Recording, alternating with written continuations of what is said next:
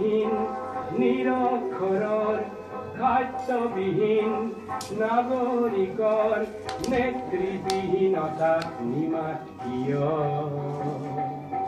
সহস্ৰ বাৰিষাৰ উন্মাদনাৰ অভিজ্ঞতাৰে বংগু মানৱক সবল সংগ্ৰামী আৰু অগ্ৰগামী কৰি নোতোলা কিয়।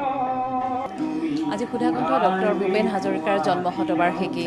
আজিৰ দিনটোত সুধাকণ্ঠৰ কৰ্মভূমি তেজপুৰত আজি গীতে মাতে সুধাকণ্ঠক স্মৰণ কৰিছে প্ৰতিগৰাকী গুণমুগ্ধই। আমি তেজপুৰত পুৱাৰ পৰিৱেশ দেখুৱাবলৈ চেষ্টা কৰিছোঁ। এয়া হৈছে প্ৰহ্লাদ চন্দ্ৰ দাস স্মৃতি নৃত্যশালাৰ নৃত্যশিল্পীসকলে পুৱাৰ পৰাই এনেধৰণে সুধাকণ্ঠগৰাকীক গীতে মাতে স্মৰণ কৰিবলৈ চেষ্টা কৰিছে। আজিৰ দিনটোত যিহেতু যথেষ্ট কাৰ্যসূচী আছে জন্ম শতবৰ্ষ উপলক্ষে, গতিকে এয়া হৈছে প্ৰথম কাৰ্যসূচী।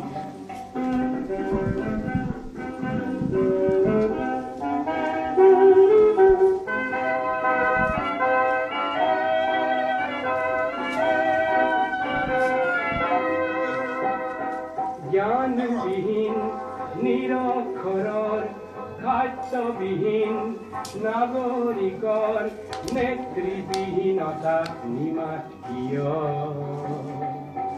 সহস্ৰ বাৰিষাৰ উন্মাদনাৰ অভিজ্ঞতাৰে বংগু মানৱক সবল সংগ্ৰামী আৰু অগ্ৰগামী কৰি নোতোলা কিয়।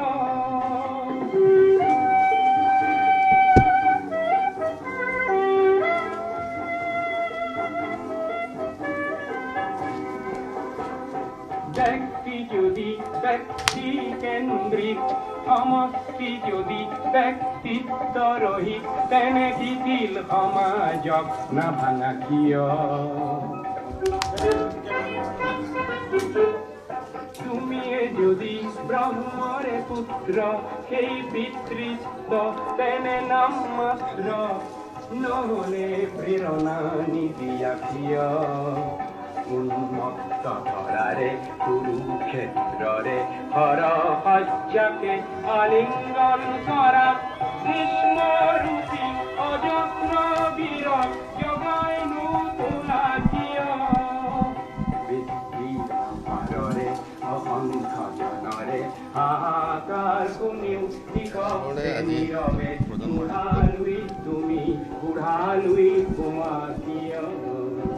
বৃদ্ধিৰ নপাৰৰে অসংখ্য জনৰে হাহাকাৰ শুনিও নিশব্দে নীৰৱে বুঢ়ালুই তুমি বুঢ়ালুই কোৱা কিয়।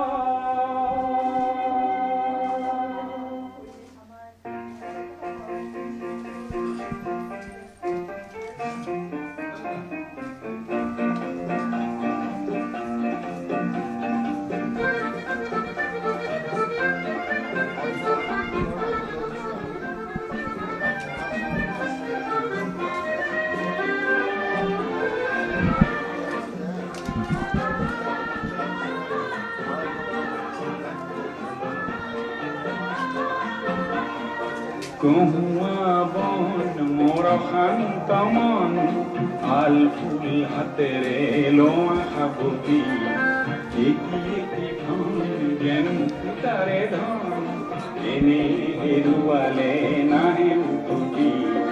কহুয়া বন মোৰ শান্ত মন আল ফুল হাতেৰে লোৱা সাবতি।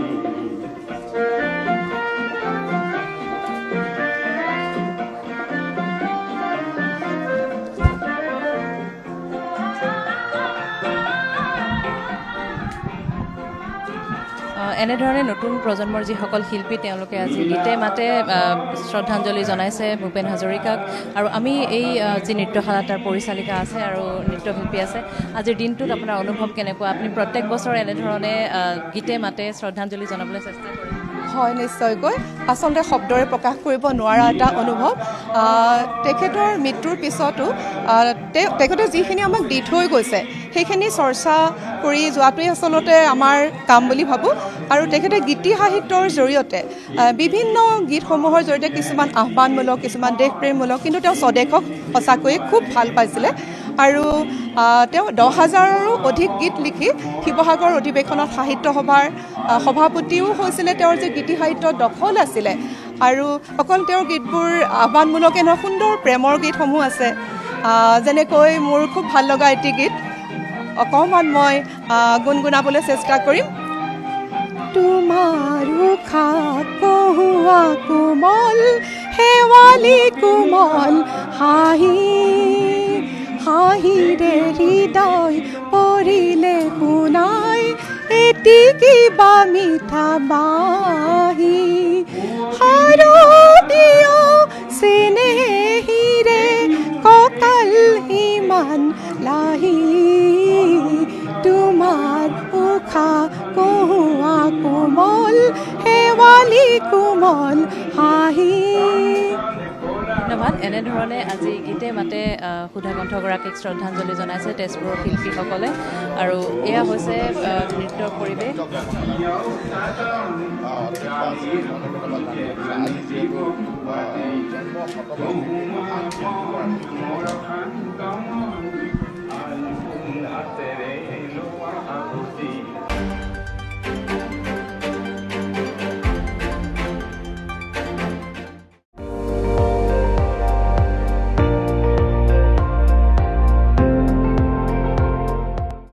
আপুনি চাই আছে ND24, সৰ্বশ্ৰেষ্ঠ নহয় সৰ্বোত্তমৰ দৌৰ।